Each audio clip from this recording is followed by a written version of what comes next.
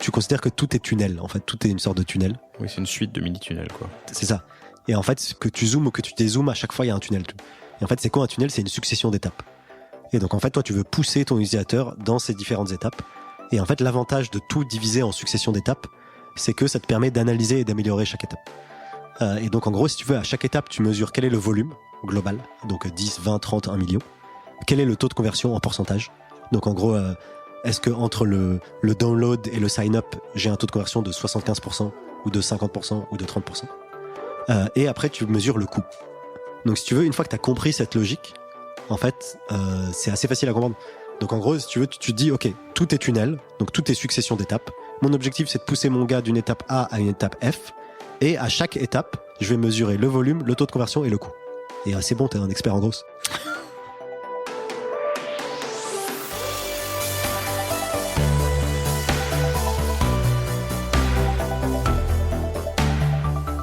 Bonjour, vous êtes sur le point d'écouter un nouvel épisode du Panier, le podcast e-commerce dans lequel on décortique les recettes gagnantes des acteurs du commerce en ligne. Mon objectif est de dénicher avec vous les meilleurs conseils et retours d'expérience pour se lancer et progresser dans la vente en ligne.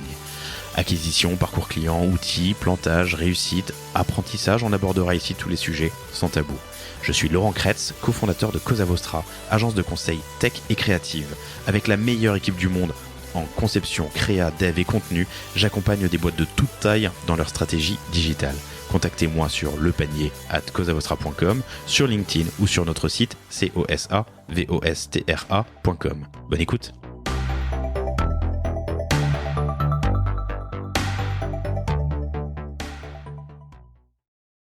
Bonjour à tous, je suis très heureux de vous retrouver aujourd'hui avec Georges Abiela. Je le prononce à ma manière, mais je crois que c'est Heila. Ouais, c'est ça. C'est ça. Salut Georges, ça va? Enchanté. Georges, un prénom en plus d'actualité. Georges qui est Head of Growth de Too Good To Go. Too Good To Go, vous connaissez certainement. Si vous ne connaissez pas, qu'est-ce que c'est? Eh bien, Too Good To Go, c'est donc d'abord, c'est une entreprise qui a pour principal objectif de lutter contre le gaspillage alimentaire. Donc ça, c'est l'objectif de toute la boîte. Et donc, comment on le fait? On le fait de diverses manières, mais la principale manière dont on le fait, c'est on aide les commerçants et les restaurateurs et les boulangeries à écouler leurs invendus à travers une application mobile. Too Good To Go, donc ça s'écrit T-O-O, Good, G-O-O-D, To Go, T-O-G-O. Too Good To Go. Trop bon pour être jeté. Trop bon pour être jeté. La North Star de Too Good To Go, c'est le nombre de paniers sauvés. Un panier, c'est de la nourriture qui allait être jetée. Exactement. Alors, comment ça marche, le processus d'achat? C'est que donc vous téléchargez notre app sur n'importe quel store mobile, donc soit Android, soit iOS. Et ensuite, vous ouvrez l'app et on vous dit, bah voilà, il y a tel restaurateur ou tel commerçant autour de chez vous qui mettent en vente des paniers repas. Et donc vous prenez celui qui est le plus proche de chez vous, donc disons à 200 mètres, vous dites, ah, il y a la boulangerie du coin qui me propose un panier repas. Vous le réservez, et donc vous payez à ce moment-là, au moment de la réservation. Et après, vous arrivez à la boulangerie, vous lui dites, je viens prendre mon panier Too Good To Go. Elle regarde sur votre écran, elle le valide sur votre écran de téléphone, et après elle vous donne un panier repas. Sachant que donc l'avantage pour vous, c'est double. C'est que vous avez payé votre panier repas absolument pas cher. Donc c'est 3 fois moins que le prix de vente réel. Donc par exemple, si dedans il y a 2 viennoiseries, un sandwich, un dessert, etc. Et donc le total du panier, ça correspond à 15 € en prix de vente. Vous l'avez acheté à 5 €. Et donc vous achetez de la nourriture qui est encore saine à pas cher. Et 2, vous faites un geste pour la planète parce que cette nourriture, elle allait être jetée sinon. Combien de repas jetés par jour? En gros, les estimations, c'est que... Combien de repas sauvés, tu veux dire? Non. Jetés. Ouais. Ouais, alors les estimations, c'est qu'il y a 1/3 de la nourriture produite dans le monde qui est gaspillée. Et donc ça, à différentes étapes de la chaîne de valeur. Si tu veux, la chaîne de production, donc la chaîne de valeur alimentaire, t'as la production, puis t'as la distribution, puis t'as le consommateur final. Et donc en gros, globalement, t'as 1/3 de la nourriture globale produite qui est gaspillée. C'est fou, un tiers. C'est gigantesque. Mais de la nourriture préparée, des repas? Non. Un tiers de la nourriture produite. Dans le monde, produite chaque jour. Exactement. Ok, on pourrait mettre fin à la faim dans le monde. Exactement, on pourrait mettre fin à la faim dans le monde. C'est un des... justement, dans les... Puis pour l'environnement, c'est un... Exactement, dans les axes de réduction des émissions à gaz à effet de serre, ouais. L'un des principaux axes souvent énoncés, c'est la réduction du gaspillage alimentaire. Okay. Donc tu vois, il y a le fait, il y a l'efficacité thermique par exemple des bâtiments. Tu sais, en fait, en général, dans les dans les axes de réduction des gaz à effet de serre, on essaye de prioriser. Parce qu'on peut, à la fois à l'échelle des États et à l'échelle des individus, on peut pas tout faire. On peut pas tout faire, et puis il faut faire ce qui est faisable. Exactement, il faut faire ce qui est faisable. Et puis, à la fois en termes de coûts et en termes d'énergie, on peut pas tout faire, il faut choisir ses combats. Okay. Et en fait, dans les combats les plus justifiés, il y a le gaspillage alimentaire, effectivement.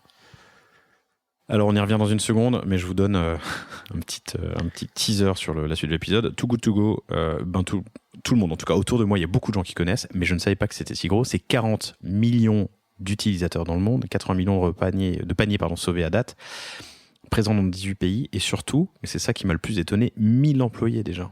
Ouais. C'est fat en fait. Ouais, c'est ça. C'est une des boîtes à plus forte croissance d'Europe, je pense. Ça a été créé en 2016.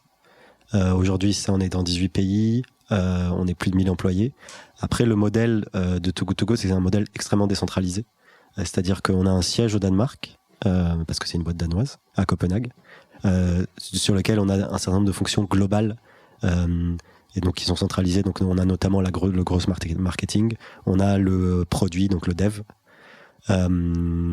Et voilà, c'est les deux principales fonctions qui sont centralisées, le dev et la grosse. Et après, ensuite, au niveau de chaque pays, il y a le customer success, il y a les sales et il y a les RH. Customer success, sales et RH au niveau de chaque pays. Exactement. Et vous êtes présent dans 18 pays avec une stratégie qui est l'ouverture d'un bureau dans chaque pays que vous ouvrez, c'est ça ? Exactement. En général, on ouvre un bureau dans la capitale de chaque pays qu'on ouvre. Et en fait, comment ça marche ? Après, c'est pas moi qui m'occupe de ça, mais vu qu'on croît très vite, en fait, en moyenne, on ouvre 4 pays par an. Et donc, il y a une équipe qui s'appelle la Expansion Team qui est dédiée à l'ouverture des nouveaux pays et à faire en sorte que chaque pays qu'on ouvre, il accélère et il soit pas encore plus efficace que le pays préalable. Donc, en fait, on ouvre 4 pays par an et à chaque fois, les nouvelles ouvertures, on commence à sauver des paniers repas plus rapidement que les pays qu'on a ouverts précédemment.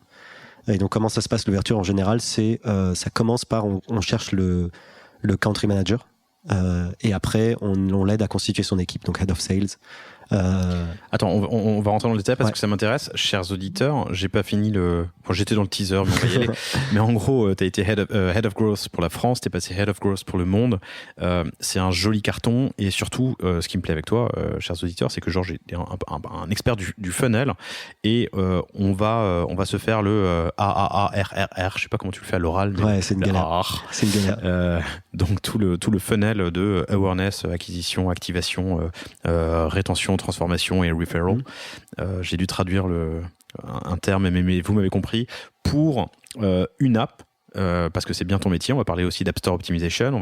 Vous regardez les notes de Too Good To Go sur les stores, c'est juste incroyable. Je crois que vous avez 4,9 sur 100 sur Apple avec près de 200 000 notes, 4,8, un peu moins, mais quand même sur le Play Store avec près de 600 000 avis.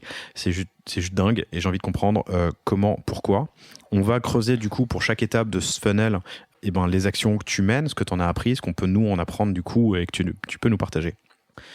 Et puis on va commencer par ce thème là qui m'intéresse. Comment est-ce que tu ouvres un nouveau pays ? Donc un country manager. En gros, la première étape, c'est que tu constitues l'équipe l'équipe qui va gérer le pays. Et donc d'abord le country manager, et après tu l'aides à trouver son head of sales, son head of customer success, son head of marketing. Il va sur place ? Ouais, il va. Le country manager et tout le monde est sur place. Hein. Tout le monde est sur place. Donc en fait, tu cherches nécessairement un local. Ah, tu peux pas envoyer un Danois ou un Français en Allemagne ou. Non, tu le fais si t'arrives pas à trouver un local, mais en général ou si je sais pas le country manager local est parti pour des raisons diverses et variées ou parce qu'il est en congé maternité, etc. Donc là, tu prends quelqu'un d'un autre pays qui va prendre en charge temporairement ce pays-là. Mais sinon, en général, on cherche un local. Donc country manager, head of sales, customer success. Et head of marketing. Head of marketing, okay. Et aussi parfois head of people, HR. Et du coup, t'as une équipe. Il faut que l'app, elle soit traduite, adaptée. Ouais, donc là, l'app localisée. Ouais, en gros, l'app est traduite. C'est l'app mère, on est d'accord. Exactement. Ouais. L'app est traduite, le site est traduit. Donc avec un nouveau domaine. Donc je sais pas si on ouvre. Là récemment, on va ouvrir le Canada. On va bientôt ouvrir le Canada. Et on a ouvert les US récemment, donc on a fait le. C'est pratique, t'as déjà l'anglais et le français. Ouais, donc on a ouvert le domaine .com ou et c'est le même site partout. Ok. Qu'on traduit tout simplement. Donc tu ouvres le site, tu traduis l'app, tu crées l'équipe locale, tu commences à signer d'abord quelques commerçants dans certaines villes. Attends, dans quel ordre tout ça ? Et d'ailleurs, avant tout ça, peut-être, pardon, je reviens sur l'ordre ensuite, mais avant tout ça, t'as testé ou pas? T'as testé pays. Est-ce que tu vas ouvrir la Colombie ou le Pérou? Qu'est-ce que tu ouvres en premier? Est-ce que vous faites des tests, une landing avec un peu d'acquisition? Comment est-ce que tu testes la réceptivité, ça se dit, du marché? Ouais, alors en gros, on teste. Ce qu'on fait en général, c'est que on essaye. D'abord, on s'est agrandi en Europe. Et en gros, ce qu'on voit, c'est ce qu'on appelle le TAM, le Total Addressable Market. Et donc, en gros, notre marché potentiel. Et globalement, notre marché potentiel, c'est... Ouais, vas-y. Notre marché potentiel, c'est globalement une grande partie des commerces alimentaires. Donc, c'est en gros restaurateurs, boulangeries, hôtels. Voilà, c'est nos 3 principaux segments. Et en gros, si dans un pays, s'il y a beaucoup de restaurateurs, de boulangeries, d'hôtels, et s'il y a beaucoup d'utilisateurs de smartphones, globalement, c'est un pays qui marche. C'est un pays qui va marcher. Okay. Et après, donc ça c'est en termes de marché adressable. Et après, effectivement, c'est pas très discriminant parce que ça pourrait être plein de pays. Et après, on ouvre plus par qu'est-ce qui serait le plus facile pour nous d'ouvrir. Donc, tu vois, d'abord l'Europe, c'était plus simple pour nous parce que on a des équipes pas loin, parce que les coûts d'acquisition sont assez faibles en Europe pour les apps. Donc sachant qu'il peut y avoir des grosses variances d'un pays à l'autre. Exactement. Bah, par exemple, ton coût d'acquisition, enfin, tu vois, pour les, enfin, nous, on a une marketplace, two-sided marketplace, mais côté app, par exemple, on mesure le cost per install, tu vois, combien ça nous coûte de faire installer l'app chez quelqu'un.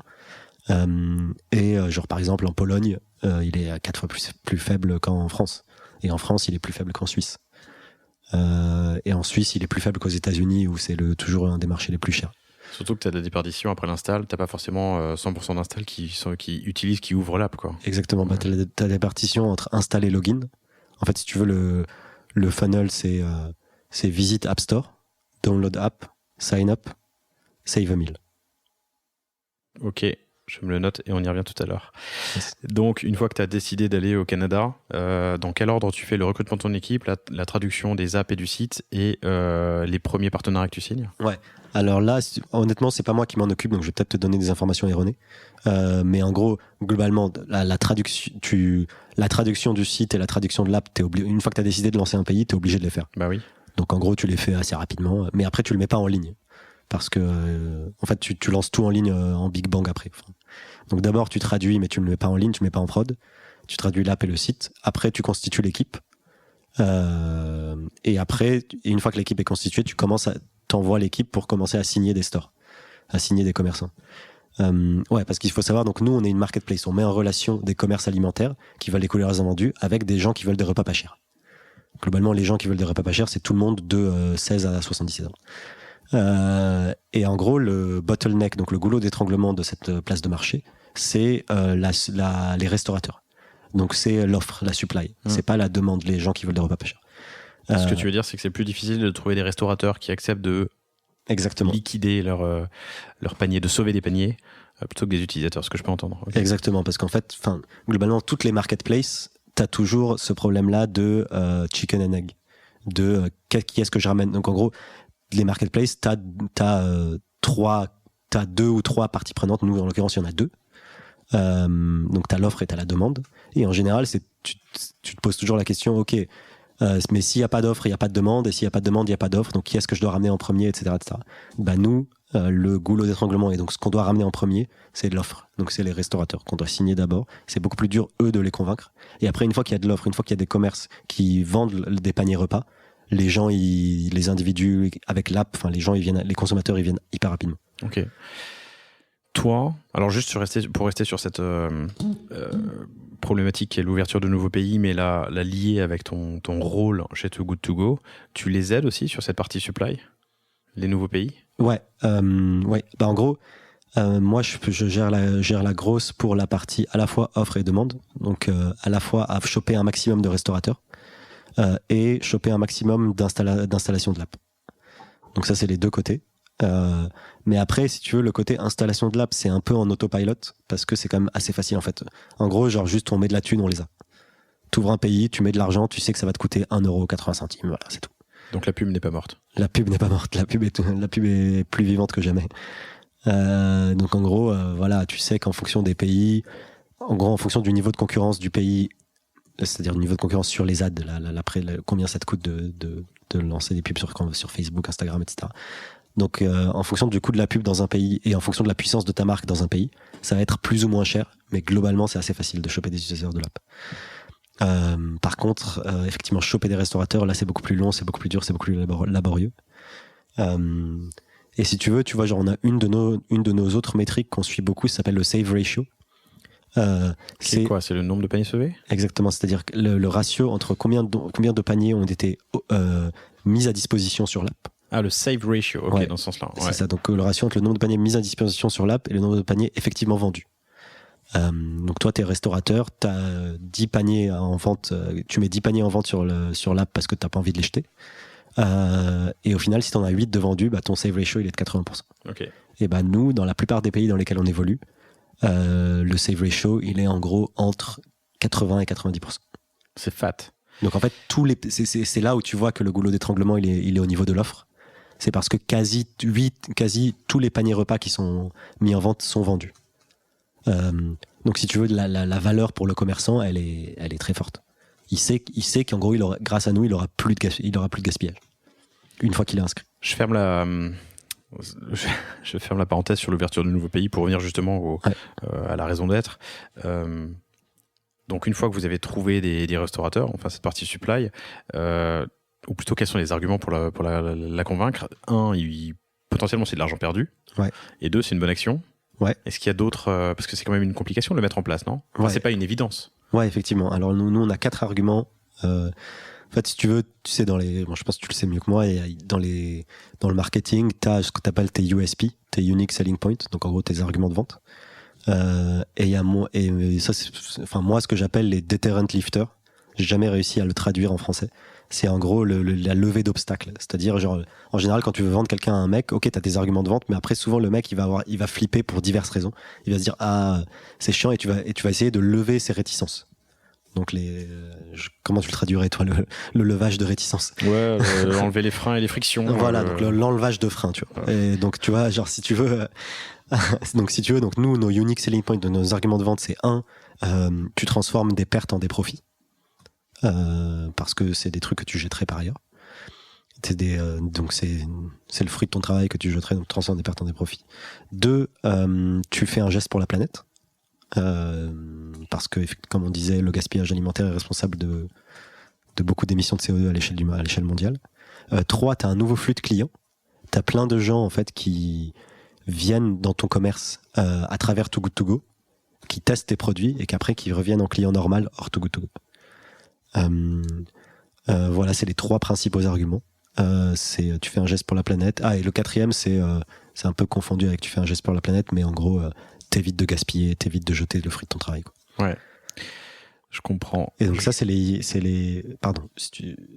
USP, les arguments de vente. Et après, t'as ce qu'on appelle les trucs pour lever les réticences. Donc les principales réticences, c'est ça a l'air compliqué, ça va prendre du temps à mes employés.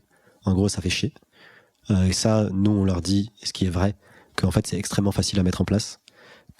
Typiquement. Ils ont une tablette, ils ont quoi? Comment ils font? Chaque employé utilise son téléphone? C'est soit sur la tablette, soit sur le téléphone, soit sur un ordinateur. Mais que vous fournissez ou qu'ils se débrouillent? Non, qu'on fournit pas, ils se débrouillent. Mais par contre, donc, en gros, l'interface, elle est hyper simple.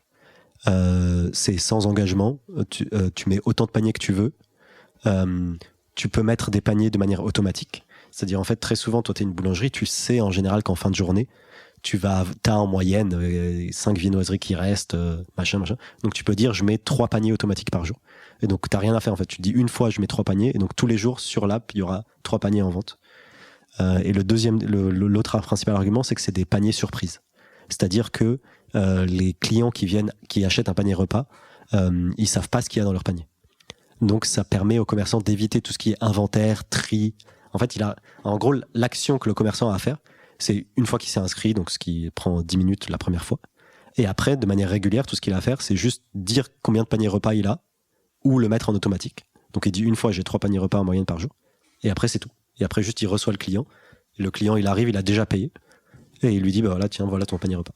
Okay. Donc en gros, l'effort opérationnel pour le commerçant, il est vraiment marginal. Moi, j'ai eu un autre frein. J'ai parlé de toi, enfin de vous, pardon, à mon boulanger en bas qui s'appelle, je crois que c'est Maison Dimanche, qui fait d'excellents sandwichs et salades. Et on parlait de toi, il me disait il a essayé, il le fait encore, mais très souvent, je le vois poser un sac le soir devant sa boutique. Alors, c'est pas forcément la même clientèle, mais je lui disais pourquoi tu fais ça? Et en fait, il m'expliquait que le client Too Good To Go parfois a tendance à disons, discuter ce qu'il va y avoir dans le panier plutôt que simplement le prendre et être content d'avoir payé un tiers du prix, parce que c'est quand même top d'avoir des produits de qualité pour un tiers du prix, quoi. Ouais, effectivement. On a eu ce truc-là aussi de clients qui peuvent abuser ou qui peuvent être mécontents, alors que mais dans ce cas-là, en fait, en règle générale, on essaye de, comment dire, la plupart des clients, enfin 90% des clients, ils sont quand même très bien et très contents. Mais effectivement, t'as toujours comme tout produit que tu venais en vente, t'as toujours une proportion de connards, en fait. Je savais pas si ça allait le dire. J'étais en train de sourire en me disant, il y a des cons partout, on le sait. Ouais, c'est ça, en fait, genre juste t'as une proportion de connards qui sont pas contents parce que pour des raisons diverses et variées. Mais en gros, côté commerçant, ce qu'on fait, c'est que, le client, quand il va prendre un panier repas, on lui demande de le noter. Donc en gros, s'il y a pas assez de nourriture ou s'il y a de la nourriture pourrie, ce qui est arrivé, tu vois, genre sur 80 millions de paniers vendus, t'as eu genre 0,1% ou 0,5% de commerçants, par exemple, qui ont abusé et qui ont mis des trucs pourris dans le truc. Et donc ils notent, et après du coup, si un commerçant a une note moyenne en dessous d'un certain seuil, en général on l'appelle, on essaye de lui dire voilà comment faire pour améliorer, etc. Et si sa note reste inférieure à ce seuil, on l'enlève de la plateforme. Compris. Donc comme ça, on est sûr qu'il n'y aura pas des comportements néfastes durables sur la plateforme. Et après, par contre, côté client, même chose. Si on a des plaintes des commerçants, on essaie d'identifier c'est quel client qui a acheté. Mais c'est plus dur d'identifier c'est quel client parce qu'il faut se rappeler de l'heure exactement, etc. Et s'il y a régulièrement des complaintes, on exclut le client en question. Combien de partenaires, on les appelle les partenaires, les restaurateurs? Combien de partenaires en tout? On en a 40 000, il me semble. 40 000 pour 40 millions, donc 1 pour 1000 utilisateurs environ. Ok, intéressant. Avec j'imagine, une répartition à peu près qui suit la démographie? Une répartition qui suit la démographie, ouais, effectivement. En fait, c'est plus une ville est dense, c'est-à-dire qui suit la démographie. T'en as proportionnellement Paris, puis Bordeaux, puis Lyon. Oui, exactement, par rapport à la densité, ouais. Alors j'ai dit un ordre absolument au hasard. Hein. Ouais, exactement. Paris, Lille, Lyon, mais... C'est ça, en règle générale, plus une ville est dense, plus elle contient de commerce. Okay, ouais. Et du coup, plus modulo d'autres... Et donc, ça fait 5 ans que vous existez, 40 000 partenaires restaurateurs, 40 millions d'utilisateurs, 1000 employés. Est-ce qu'il y a une accélération de l'inbound des restaurateurs? Est-ce que au début tu dois aller les chercher? Est-ce qu'il y a maintenant des gens qui demandent? Ouais, oui, bien sûr. Alors, en gros, justement, un de mes principaux axes de travail récents, c'était d'accroître le nombre de leads inbound. Donc de restaurateurs qui viennent de leur propre chef s'inscrire sur notre site pour dire moi je veux mettre en vente mes paniers repas sur la plateforme. Et donc il y a effectivement une accélération très forte. Et cette accélération, elle est sous-tendue par 2 éléments. Notre image de marque. Donc en gros, est-ce qu'on a des retombées médias? Est-ce qu'on a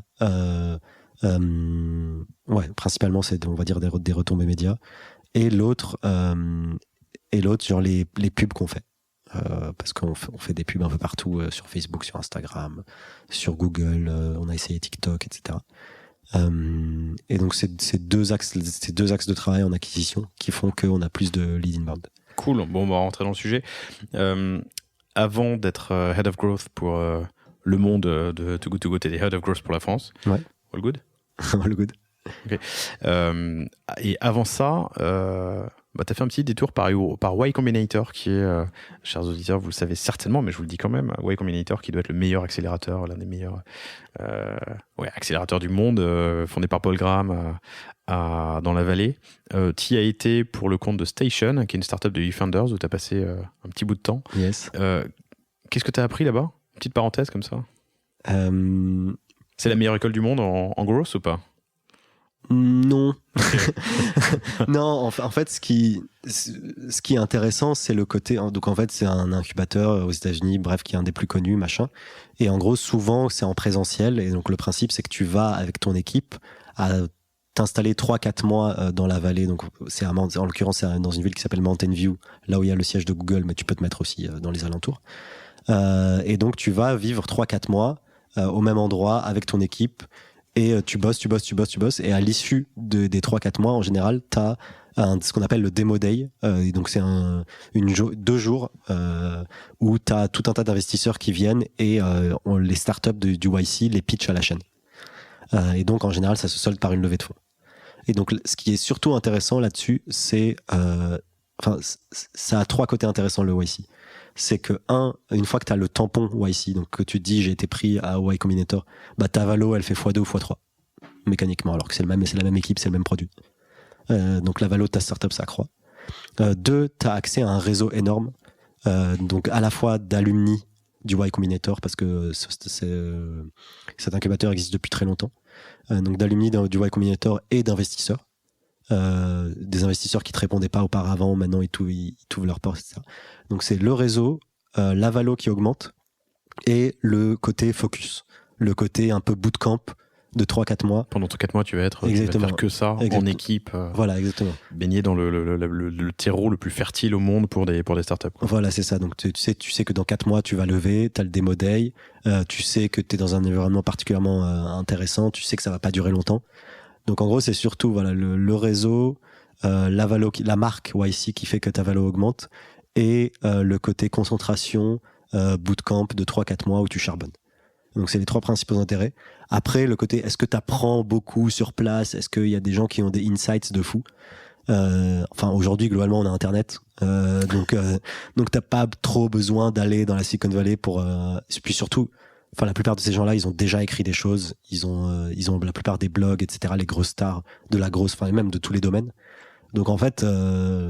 rien ne bat Google pour apprendre un truc, tu vois. Moi, je ne crois pas énormément à la formation, à la nécessité du présentiel pour apprendre des trucs.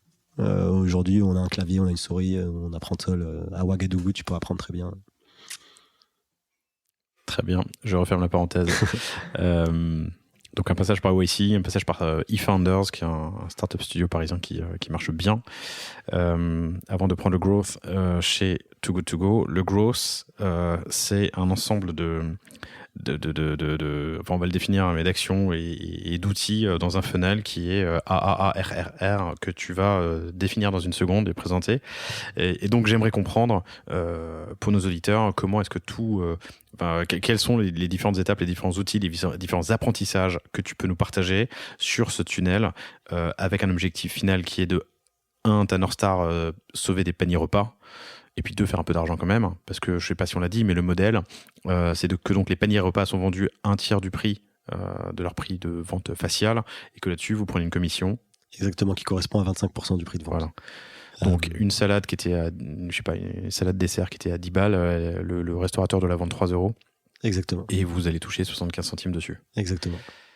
Mais la North Star, c'est le nombre de paniers sauvés. Voilà. Et donc j'aimerais comprendre, c'est quoi AAARRR, comment on dit à l'oral?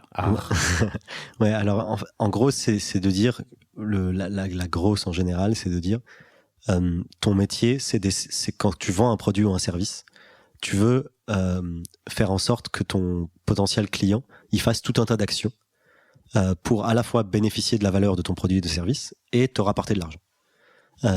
Et donc en gros, le framework AARR, c'est en gros un découpage du parcours de l'utilisateur un découpage du parcours de l'utilisateur et de mettre des métriques à chaque étape pour dire en gros qu'est-ce que ton utilisateur doit faire pour bénéficier de ton outil, pour que ça lui apporte de la valeur et pour que toi ça t'apporte de l'argent. Donc en gros, on va se lancer. Donc AARR, c'est awareness, acquisition, activation, et après rétention, revenu, referral, c'est de l'anglais. Et donc en gros, c'est de dire l'awareness, c'est quoi? C'est que ton prospect connaisse l'existence de ton produit, tout simplement. Donc c'est de la noto. Voilà, de la notoriété. Donc en fait, cette étape d'awareness, le principal objectif, c'est que le prospect connaisse ton existence, tout simplement. Et en fait, ça se mesure de différentes manières. Ça peut se mesurer, et en gros, donc à chaque étape de ce funnel-là, tu as une métrique principale, et après des sous-métriques qui alimentent cette métrique principale, et après un certain nombre d'actions que tu peux mettre en place pour booster cette métrique-là. Donc awareness qui est la notoriété, Ouais. acquisition, Qui est les inscriptions, on va dire. Ça dépend de ton produit, etc., mais on va dire les inscriptions. Activation, c'est genre, le moment où la personne bénéficie, ou c'est le moment où tu lui apportes de la valeur ajoutée. Donc c'est par exemple, disons, t'es Spotify, tu vois. T'es une plateforme de streaming musical. Bah, t'apportes, tant que le mec n'a pas écouté une chanson à 75%, disons. Là, je le sors de mon cul, mais voilà. Bah, tu lui as pas apporté de la valeur ajoutée, tu vois. Genre, juste le mec est rentré dans ton interface et il serait inscrit, machin, mais il a pas encore kiffé sa zik, tu vois. Et donc, tant le mec a pas kiffé sa zik, il a pas eu ce wow effect de waouh, j'ai accès à toutes les chansons, je peux l'écouter. il n'est pas considéré comme activé. Il est pas considéré comme actif. Ok. Comme activé. Et Retention, donc c'est faire en sorte que, donc activation, c'est faire en sorte que tu apportes de la valeur ajoutée. Retention, c'est faire en sorte une fois, activation. Et rétention, c'est faire en sorte que tu apportes de la valeur ajoutée régulièrement. Donc que ton utilisateur ait suffisamment kiffé ton truc pour revenir et que tu le fasses kiffer régulièrement. Et après, revenu, c'est le moment où la personne paye et où toi tu génères de l'argent. On va voir aussi que ça dépend du produit. Et après, referral, c'est le stade ultime, c'est faire en sorte qu'un client existant t'en rapporte d'autres. Et donc l'intérêt de, donc on va répéter, donc awareness, notoriété, faire en sorte que le mec connaisse ton produit, acquisition, faire en sorte que le mec s'inscrive, activation, faire en sorte que le mec bénéficie de ou que tu lui apportes de la valeur ajoutée, donc et ce qu'on appelle un wow effect. Après rétention, faire en sorte que le mec reste et rekiffe à nouveau, revenu, que tu gagnes de l'argent, qui claque sa carte, et referral, qui te recommande à d'autres gens parce qu'il a surkiffé. Et donc en gros, l'avantage de ce framework là, donc c'est pas extrêmement compliqué, hein, on n'a pas inventé l'eau chaude, mais l'avantage de ça, c'est qu'il est applicable à n'importe quel produit et service. Et c'est ça qui est intéressant en fait, c'est que ça te donne un canevas de pensée qui est applicable à tout et n'importe quoi et qui te permet un peu de structurer ta pensée et de prioriser tes actions. Parce que donc tu vois, tu prends n'importe quel produit et service, tu déploies ce canevas là et tu te dis ok. Tu essayes de choper des métriques, donc tu commences à mettre en place des outils d'analyse, tu essayes de choper de la data, et après tu dis, ok, où est-ce que je suis faible ? Est-ce que je suis faible en awareness ? C'est-à-dire, est-ce que j'ai très peu de visites sur mon site web ? Est-ce que je suis faible en rétention ? Donc j'ai beaucoup de gens sur mon site web, j'ai beaucoup de gens qui s'inscrivent, j'ai beaucoup de gens qui utilisent mon produit, mais au bout de 3 jours, ils sont plus là. Est-ce que je suis faible en... Tu vois, et donc, en gros, l'avantage de ce canevas-là, c'est que tu peux le déployer sur n'importe quel produit et service, et que ça te permet de structurer ta pensée et de prioriser. Parce que, enfin, tous ceux qui ont déjà créé des boîtes le savent, enfin, et puis même dans la vie. En gros, ce qui est le plus dur dans la vie, c'est la priorisation. C'est qu'est-ce que je fais en premier. Parce que le champ des possibles est toujours hyper vaste quand tu crées une boîte ou quand tu lances un produit. T'as toujours 1000 trucs à faire qui sont tous relativement évidents et t'as tous envie de les faire. Et le truc, c'est qu'est-ce que je fais en premier. Hyper intéressant.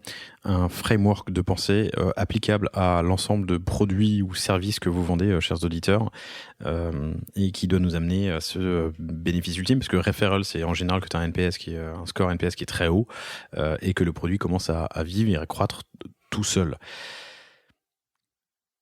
Allons-y. Dans l'ordre, c'est quoi l'awareness pour Too Good To Go ? Alors c'est un framework que vous connaissez certainement déjà tous, mais enfin non, c'est pas évident, donc c'est bien de le répéter. Awareness pour Too Good To Go, c'est quoi ?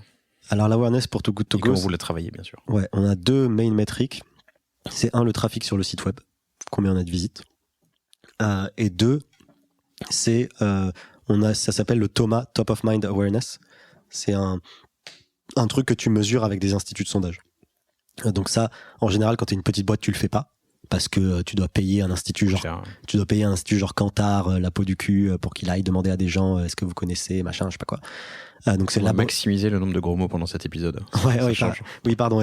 Ça me va. Je m'excuse, je suis assez connu pour ma vulgarité, pardon. Thomas. Ouais, donc c'est le TOMA, Top of Mind Awareness, et le trafic du site web. Donc ça, c'est nos 2 principales métriques à ce stade-là du framework. Et après, on a d'autres métriques qui sous-tendent, c'est-à-dire d'autres trucs qu'on mesure et qui permettent d'améliorer ces deux métriques-là. On a les RP, donc c'est-à-dire ce qu'on appelle les media mentions, donc c'est-à-dire le nombre de retombées médias qu'on a eu. Ça aussi, ça se mesure il y a des outils de monitoring en ligne type Meltwater ou Mention ou autre, qui te disent en gros ce mois-ci t'as eu 15 apparitions médias dans des journaux print, 30 à la radio, 20 à la télé, enfin 20 à la télé ça arrive jamais, et genre 50 sur le web. Et du coup, la portée totale de tes apparitions médias, c'est 3,5 millions de personnes. La valeur média totale, c'est 500 000 euros. Donc voilà, donc ça c'est les Media Mentions. Donc soit tu le mesures en reach, soit en value. Voilà, donc Media Mentions, RP, Media Mentions, Thomas et unique, visiteur unique sur le site web. D'accord. T'as cité le site web en premier, c'est marrant. Est-ce que c'est un objectif ? Je sais pas, je pense à Lydia, leur objectif premier c'est un téléchargement d'app et tu passes pas forcément par le site. Ouais. Vous, il faut passer par le site ? Enfin, il faut pas pour télécharger l'app, mais tu dans ton parcours, dans la découverte de Too Good To Go, il y a un passage par le site ? Ouais, alors ça dépend justement. Là, en fait, notre framework AARR, il n'est pas identique si tu parles des. Je parle du client. C'est ça. Si En tu B2C, parles du supply, ouais, c'est ça. Donc en gros, là, moi, je te parlais de B2B. Effectivement, Okay, B2B, t'es obligé de passer sur le site. B2C, non. B2C, c'est plus la visite de la page de l'App Store et le téléchargement de l'app. Ok. Acquisition. Ouais. Donc, je t'ai connu, j'ai trouvé le site ou la page de l'App Store. Ouais.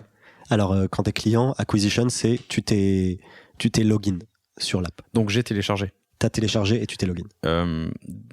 Donc, le téléchargement, t'as déjà un enjeu ici d'App Store Optimization, d'ASO, que vous travaillez comment ?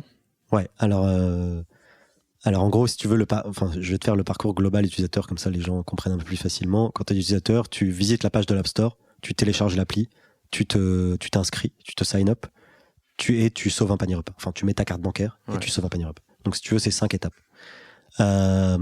Et après, donc en fait, l'avantage, et à chaque étape, tu te mesures la déperdition, combien tu perds de mecs à chaque étape.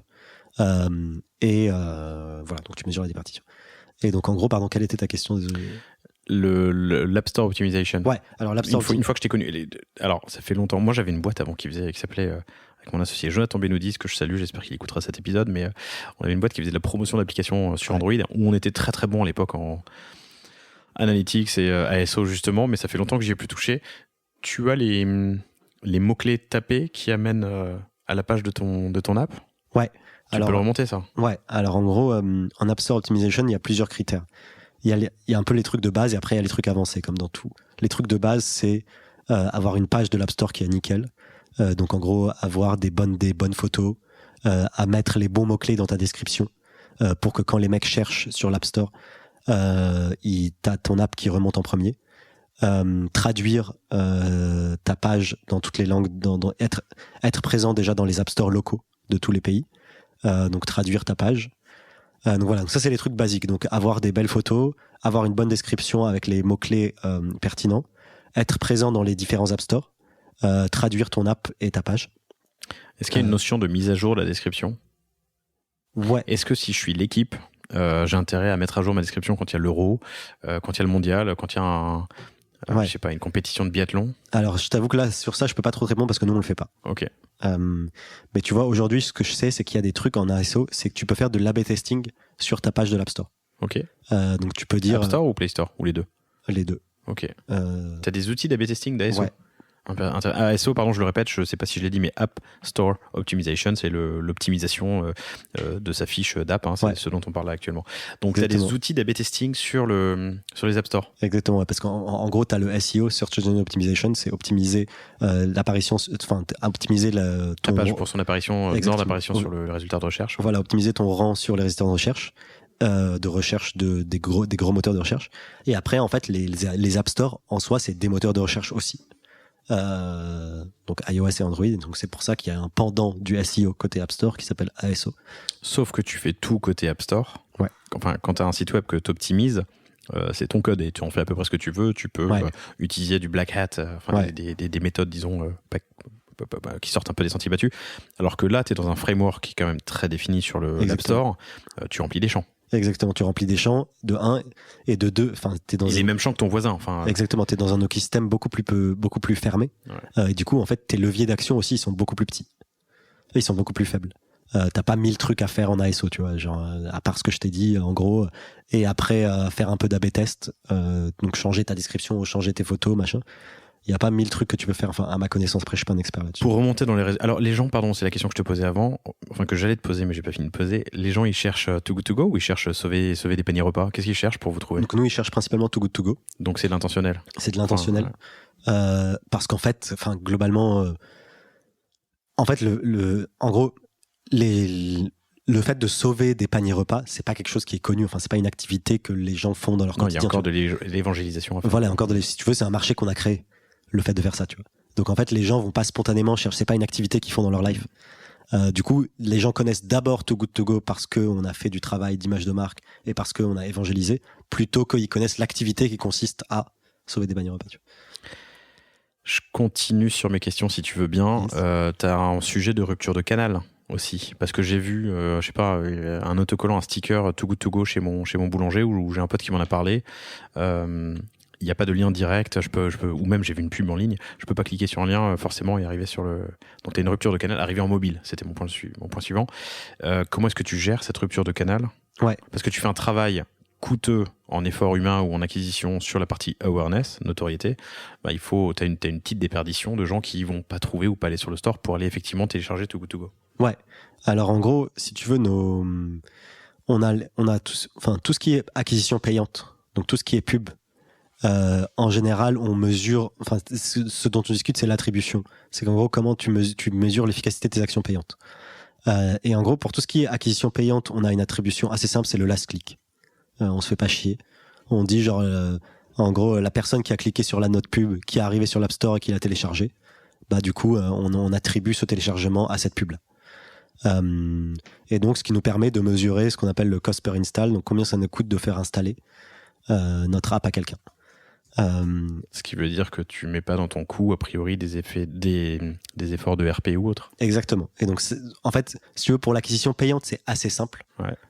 Parce qu'on mesure du last click et voilà.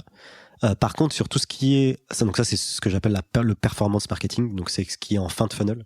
Enfin, pas loin de l'activation. Et après, tout ce qui est awareness, effectivement, c'est beaucoup plus dur de mesurer son efficacité. C'est pour ça qu'on a des métriques qui sont plus genre visite du site web, nombre de retombées médias, etc. On est plus éloigné de la conversion. Et en fait, on mesure pas réellement la conversion directe de ces actions-là. Tu vois ce que je veux dire? Compris. Un dernier élément d'ASO sont les notes et les avis. Ouais. Comment est-ce que vous les gérez et comment est-ce que vous incitez à en laisser un maximum de positifs? Ouais, alors donc on a bien sûr des modèles in-app qui poussent la personne à rater notre app. J'ai oublié à quel moment elles apparaissent, mais en gros, souvent en général, le fait de noter une app, tu veux le demander après que le mec ait une bonne expérience dans ton app. Donc après que le mec ait justement que l'utilisateur ait vécu cette wow value, tu vois, ce wow effect. Tu vois. Donc en gros, quand le mec vient de sauver un panier repas ou quand le mec vient de sauver son 5e ou son 10e panier repas, donc on sait que l'utilisateur ça lui a plu puisqu'il est revenu. On sait qu'il vient de sauver un panier repas, donc on sait qu'il est plutôt enclin à noter notre app. Tu vois. Et un truc en deux temps, on le voit souvent dans les apps, et je sais que ça se faisait déjà à l'époque, et ça se fait encore aujourd'hui, c'est intéressant, mais aimez-vous notre app, oui, non? Si oui, laissez-nous un commentaire sur le web. Ouais. Ça vous permet aussi, chers auditeurs, de filtrer un peu les commentaires qu'on... Ouais, exactement. Alors évidemment, il faut faire un produit formidable qui rend vraiment service et qui ait des avis réels, disons, mais ça permet d'un côté d'optimiser un peu les bonnes notes sur les... Ouais, c'est vrai. Je sais pas si vous le faites, mais je le vois souvent dans certaines apps, quoi. C'est vrai. Je sais pas si on le fait, mais c'est effectivement une bonne idée pour enlever en fait les commentaires potentiellement négatifs. Quelle politique de réponse aux avis? C'est un peu du Black Hat. C'est un peu du dark pattern d'ailleurs de faire ça. Ouais. Pardon, quoi? Quelle politique de réponse aux avis? Ouais, alors on répond aux avis négatifs. Donc en fait, on a des équipes customer success de chaque pays. Donc globalement, leur rôle il est pluriel, donc ils répondent aux gens qui dans l'app, tu peux nous contacter en fait si t'as une mauvaise expérience, etc. Et ils répondent aux commentaires sur les App Store. Voilà. Cool. Donc j'ai entendu parler de vous, je vous ai découvert sur un App Store. On reste sur la partie client final. J'ai téléchargé votre app. Il faut que je sign up. Ouais, il faut que tu sign up. Donc en gros. J'ai oublié quelles sont exactement toutes les méthodes de login qu'on propose. Mais en gros, enfin voilà. En fait, ce qu'il faut savoir, c'est que genre, en gros, si tu veux, dans la grosse, genre, tu considères que tout est tunnel. En fait, tout est une sorte de tunnel. Oui, c'est une suite de mini-tunnels. Voilà, en gros, en fait, c'est ça. Et en fait, plus tu zoomes que tu zoomes ou que tu dézoomes, à chaque fois, il y a un tunnel. Et en fait, c'est quoi un tunnel? C'est une succession d'étapes. Et donc, en fait, toi, tu veux pousser ton utilisateur dans ces différentes étapes. Et en fait, l'avantage de tout diviser en succession d'étapes, c'est que ça te permet d'analyser et d'améliorer chaque étape. Et donc, en gros, si tu veux, à chaque étape, tu mesures quel est le volume global. Donc, 10, 20, 30, 1 million. Quel est le taux de conversion en pourcentage? Donc, en gros, est-ce que entre le download et le sign-up, j'ai un taux de conversion de 75% ou de 50% ou de 30%? Et après, tu mesures le coût. Donc, si tu veux, une fois que tu as compris cette logique, en fait, c'est assez facile à comprendre. Donc, en gros, si tu veux, tu te dis, OK, tout est tunnel, donc tout est succession d'étapes. Mon objectif, c'est de pousser mon gars d'une étape A à une étape F. Et à chaque étape, je vais mesurer le volume, le taux de conversion et le coût. Et c'est bon, t'es un expert en grosse. Non, mais tu vois, genre, et en gros, donc tu dis, je vais mesurer le volume, le taux de conversion et le coût. Et après, je vais voir où est-ce que je suis nul, où est-ce que j'ai le plus d'axes d'amélioration, de potentiel d'amélioration. Et je vais d'abord me concentrer sur ça. Oui, pardon. Et donc toi, tu disais, donc le mec a downloadé l'app, il faut qu'il sign up. Donc nous, par exemple, je pense qu'on a un taux de conversion de 90% entre download et sign up. Okay. Donc déjà là, on perd 10%. Donc en gros, on s'est fait chier à faire en sorte qu'un mec download une app. Souvent, on a payé de l'argent, on est apparu dans des médias, on a fait des claquettes. T'as une équipe d'App Store Optimization, tu réponds aux commentaires pour donner... Voilà. Exactement. Et après, une fois qu'il a téléchargé l'app, t'as pas encore gagné, parce qu'il y en a plein juste qui l'ouvrent jamais, ou qui l'ouvrent, je sais pas, ils sont dans le bus, ou j'en sais rien, ils sont occupés, ils l'ouvrent, ils sont là, faut sign up, merde, je lâche l'affaire. Et donc 90%, c'est pas mal, hein, quand même. Ouais, c'est pas mal. On a 90 ou 85, je crois.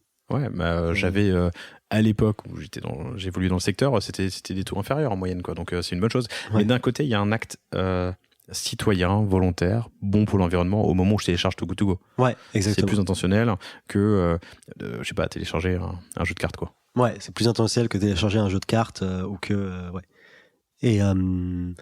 Et du coup, ouais, donc nous, on a 90%. Et donc voilà, ça, par exemple, tu te dis, OK, si j'ai un mauvais taux de conversion entre le download, en fait, ça s'appelle le download. À chaque fois, les taux de conversion, c'est X to X, enfin X to Y. Donc là, c'est le download to sign up, tu vois. Et donc, ton download to sign up, s'il est pas ouf, tu te dis, c'est quoi le problème? Bah, mon problème, c'est que mon expérience de sign up, d'inscription, elle est pas ouf. Comment l'améliorer? Bah, même, tu mets du Google Login, tu mets du Facebook Login, tu mets du Apple Login. En fait, t'évites aux gens de se faire chier à créer une combinaison email-password. Donc voilà, ça c'est les différents leviers que tu peux activer si ton download to sign up il est pas ouf. Et donc là, t'as un exemple de voilà, t'as mesuré tes trucs, t'as vu que telle conversion il est pas ouf, comment tu l'améliores comme ça. Et donc en fait, mine de rien, enfin quand tu y penses, la grosse c'est assez mécanique en fait. C'est genre bim bim bim, quel est mon funnel? Ok, mes différentes étapes c'est ça, mes taux de conversion c'est ça, mes coûts c'est ça, où est-ce que je suis pas ouf? Je suis pas ouf là. Ok, dans ce cas-là, c'est quoi les leviers qu'on peut améliorer? Bah c'est cela. Ça paraît hyper simple quand tu le dis. J'ai envie de répondre un truc. J'ai envie de répondre que quand t'as 1000 gars et que t'as des équipes de customer success, éventuellement des équipes de dev, t'as des équipes de dev qui te sont dédiées? Non. Bon, mais t'as une belle organisation dev certainement. Il y a combien de devs chez Too Good To Go? Je crois que j'ai oublié. Je crois qu'il y a 50 devs, un truc comme ça. Quand t'as potentiellement un peu de bande passante, enfin 50 c'est plus que 3 qui sont full time sur un backlog qui n'en finit pas. Ces boucles qui sont en gros conceptualisées, measure, test and learn, A/B testing et puis voilà, la boucle est bouclée. Et que tu as des équipes de support pour t'aider à le faire, c'est bien. Mais du coup, c'est plus facile que quand tu as moins de mecs et moins de bande passante. Ma question, du coup, est la suivante. Quelle est l'intégration avec les autres équipes? Comment est-ce que tu fais, toi, de l'affectation de ressources? Donc, tu as tous tes mini-funnels, sur l'App Store Optimization, sur la page de sign-up, et puis ensuite, on y viendra sur premier achat et ainsi de suite. Toi, tu fais des hypothèses, tu fais des mesures, tu fais des tests. Donc là, il te faut des devs éventuellement, ou des marketeurs, ou des mecs qui font des assets. Comment est-ce que vous êtes organisé en interne sur ces sujets? Ouais, alors en fait, il y a plusieurs trucs. Mais en fait, c'est le cas dans toutes les boîtes aussi. T'as les choses que tu peux faire en autonomie, c'est-à-dire soit toi tout seul, soit ton équipe toute seule. Et donc là, t'as pas besoin d'aller interférer avec la roadmap d'autres équipes. Et donc ça, en général, ça se fait assez rapidement. C'est plutôt toi qui priorise. Enfin, toi et tes équipes. Et tu as les fois où tu as besoin de faire appel à d'autres compétences, donc à d'autres équipes. Donc les fois où tu as besoin de dev, les fois où tu as besoin de produits, les fois où tu as besoin de machin. Et donc je pense il faut distinguer ces deux cas. Donc les fois par exemple où on peut faire en autonomie, donc par exemple nous dans l'équipe grosse au niveau global, on a des personnes en charge de la paid acquisition. Donc on a un designer pour faire les pubs, pour créer les créas, pardon. On a une personne en marketing engineering, c'est-à-dire qui gère le site web. Marketing engineering. Ouais. Ok. Donc c'est-à-dire qui gère le site web. On a une personne en ce qu'on appelle CRM Lifecycle. C'est tous tes points de contact avec tes utilisateurs. Donc notif, SMS, email, pigeon voyageur. Et on a une personne en data, en analyse. Donc ça, c'est dans l'équipe grosse. Et donc en fait, quelques actions que je souhaite faire qui rentrent dans ces champs de compétences-là, bah ça c'est plus la roadmap de notre équipe. Donc on priorise tous ensemble et on dit voilà, il est pertinent de faire ça. Et là on le fait et c'est assez rapide. Le problème c'est quand par exemple tu veux faire des trucs qui réclament du dev. Là tu dois... Ouais, pardon. Non, mais pardon, j'allais rebondir sur le fait que, en plus, faire une modif sur le site web qui est vu par 1 million de personnes par jour et faire de la B-test sur 50 000, c'est simple. Ouais. Sur du web. Sur une app, vous le savez très certainement chez les auditeurs, mais certains peut-être le savent pas. Une app sur un store en natif et pas sur une techno hybride, ben, tu dois faire la modif, il y a une branche, tu dois la soumettre, c'est pas immédiat. C'est des cycles qui sont plus longs et plus coûteux en temps humain, quoi. Ouais, c'est chiant. Voilà. Tu veux résumer, c'est chiant. En gros, c'est chiant. Et donc voilà, donc, en gros, tu as les trucs faciles où tu fais appel uniquement aux compétences de ton équipe. Donc là, c'est simple. Et après, tu as les trucs, par exemple, où tu veux faire appel au dev, où tu veux faire appel au produit. Et là, c'est compliqué. Par exemple, moi, j'ai eu le cas du plan de tracking. Tu sais, genre là, je discutais, j'étais en train de fanfaronner en mode oui, voilà, blablabla, le funnel, c'est simple, machin, tu fais tes différentes étapes, tu mesures et tu essayes d'améliorer. Mais tu vois, il y a le prérequis de tout ça, c'est d'être capable de mesurer, tu vois. En fait, si tu peux pas mesurer, t'es aveugle et c'est l'enfer. Juste, tu t'agites dans tous les sens et ça marche pas, tu vois. Et donc, pour mesurer, t'as ce qu'on appelle un plan de tracking. Donc, c'est-à-dire, quels sont les événements que je veux être capable de mesurer dans mon app.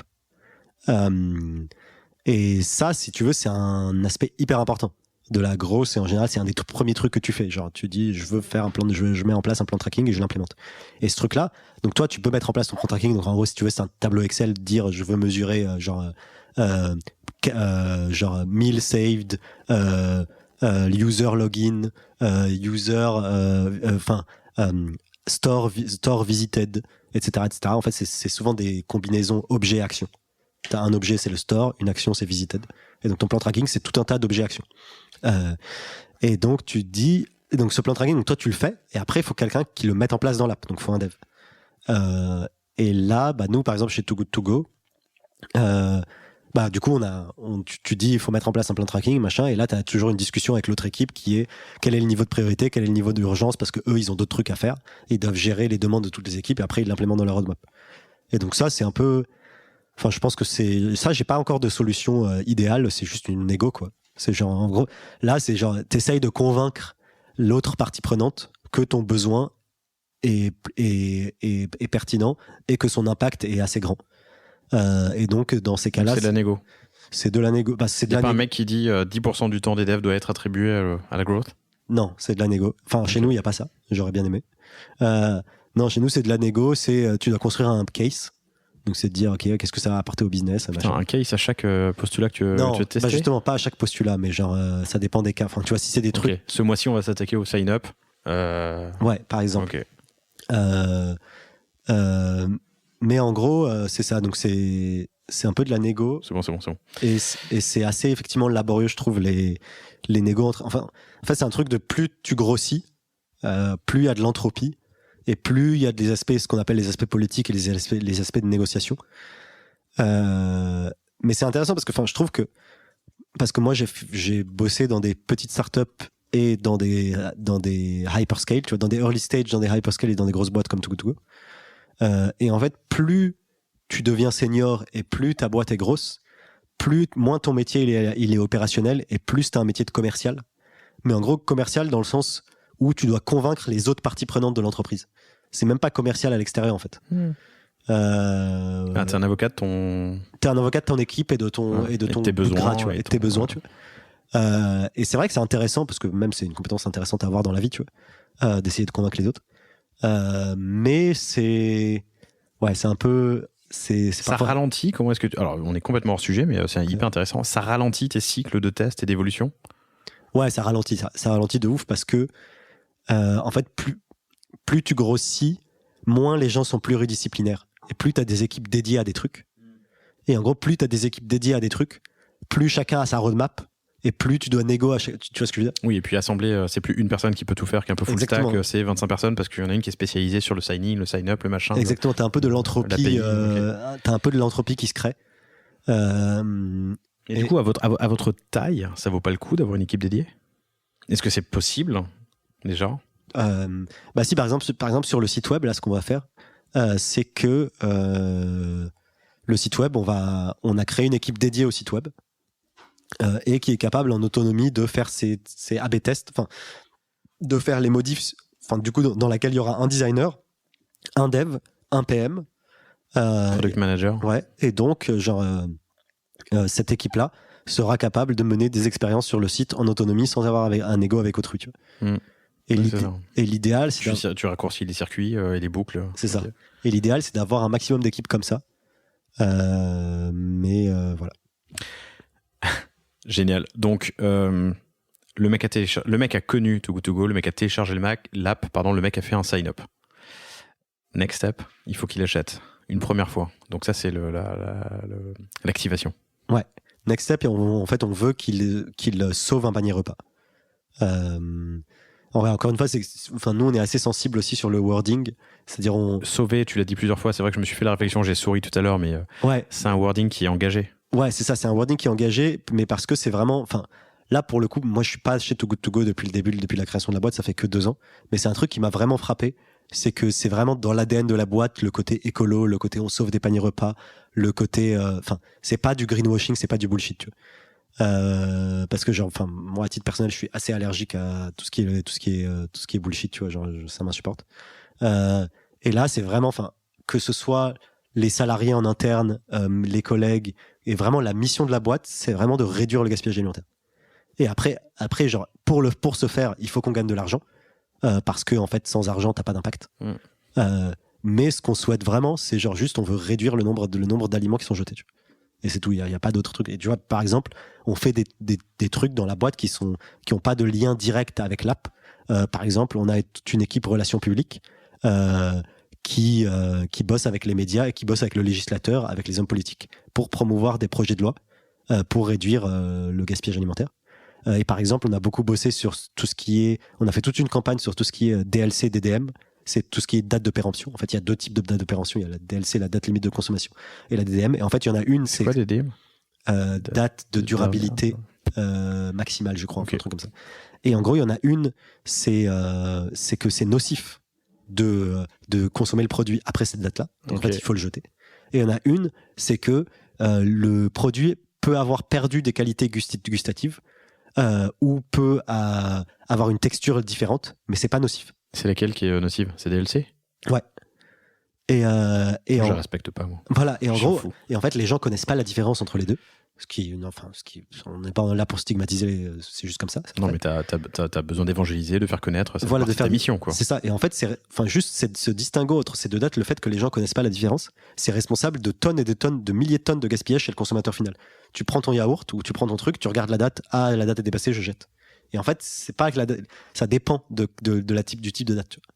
Mais DDM, je vois jamais, je vois qu'une seule date sur les produits. Ouais. Et en fait, nous, on a fait toute une campagne, c'est observer sans t'égoûter. Ouais. Et c'est en gros, c'est de dire fais-toi confiance. C'est en gros tu ouvres, tu observes, tu sens, tu goûtes. Et si tu sens que c'est consommable, bah tu le consommes. Et au-delà de la date en question, tu vois. Et on a fait un partenariat avec plein d'industriels de l'agroalimentaire qui du coup ont apposé ce stick-là, observer sans t'égoûter sur leur truc pour dire que même si la date est dépassée, etc., tu peux quand même le consommer. Avec la mission que vous avez un soutien particulier des instits? On n'a pas de soutien particulier des instits parce que, en gros, on est quand même une boîte à but lucratif, tu vois, on fait des profits, etc., on s'en cache pas. Mais on a, si tu veux, on a une forme de soutien et on a une forme d'écoute. C'est-à-dire que aujourd'hui, on a acquis une vraie légitimité sur le sujet du gaspillage alimentaire dans différents pays européens. Et donc, par exemple, il y a eu des commissions parlementaires qui qui nous posent des questions.